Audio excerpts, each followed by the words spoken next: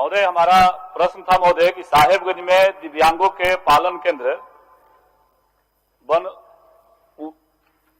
Wooden मुख्य बधिर school में 18 वर्ष संचालित है। 70 दिव्यांग बच्चे महोदय पढ़ रहे हैं। इसका उत्तर उन्होंने स्वीकार किया कि नहीं, सही उत्तर है।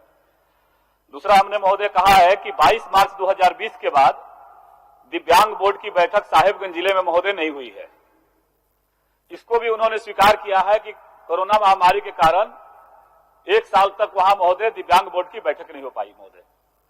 महोदय केवल सरकार के संवेदनशीलता पर माननीय मंत्री जी आपके माध्यम से संज्ञान में मुझे लाना था महोदय कि 1-1 साल तक हमारे जो अभिवंचित दिव्यांग समाज है, अगर महोदय उसकी बोर्ड की बैठक नहीं होगी महोदय तो कैसे होगा महोदय।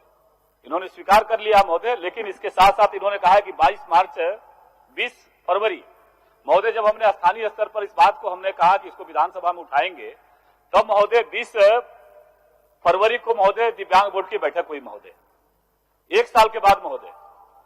तो महोदय क्या यह सरकार ये विचार रखती है, आपके माध्यम से सरकार से पूछना चाहते हैं कि ऐसे जो दिव्यांग है जो अंतिम छोर पर है महोदय, बार बार कहते हैं हड्डी रोग विशेषज्ञ नहीं है, कभी उसी का बहाना, कभी कोई रोग विशेषज्ञ नहीं है उसका बहाना, ऐसे बहाना लेकर के लगातार वहां के स्वास्थ्य विभाग के सिविल सर्जन महोदय या अन्य जो शासकीय अधिकारी हैं वो इस प्रकार के बहाना करके बोर्ड की बैठक लगातार टालते रहे हैं और वो सब हमारा दिव्यांग जो है वो भटकते रहता है महोदय।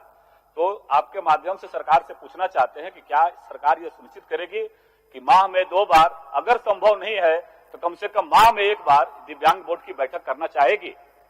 माननीय मंत्री जी। निश्चित तौर पर दिव्यांग के प्रति जो है हम सारे लोगों को मन में उनके प्रति जो है वेदना भी है, पीड़ा भी है और उनके प्रति हम समर्पित भी हैं। और अध्यक्ष महोदय, ये सही है कि दिव्यांग बोर्ड की बैठक होनी चाहिए, इसको हम लोग नियमित कराएंगे और प्रयास करेंगे कि इसमें समय का बर्बाद नहीं हो और जो भी उस संबंधित जो भी चिकित्सक हैं वो चिकित्सकों को भी उपलब्ध कराया जाएगा, लेकिन बैठक को सुचारू और नियमित जरूर कराया जाएगा। अध्यक्ष महोदय, हो गया।